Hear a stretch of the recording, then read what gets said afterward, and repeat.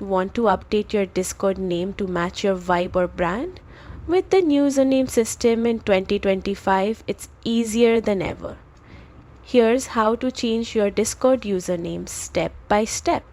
Like and subscribe for more Discord how-tos. Open the Discord app on your phone or computer and tap on your profile icon in the bottom right on mobile or the gear icon next to your name on desktop to access user settings. Next, tap on account.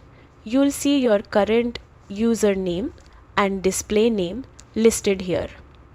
Tap on username, enter your new username. This is the one people will use to tag you, so choose wisely.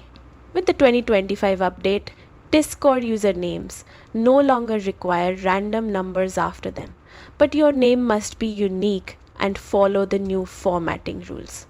Once you've typed in your new username, enter your current Discord password to confirm the change. Then tap save or done. Keep in mind, Discord may limit how often you can change your username, and if the one you want is taken, you'll need to choose something else. That's it, your new Discord username is live. Like and subscribe for more Discord tips and updates.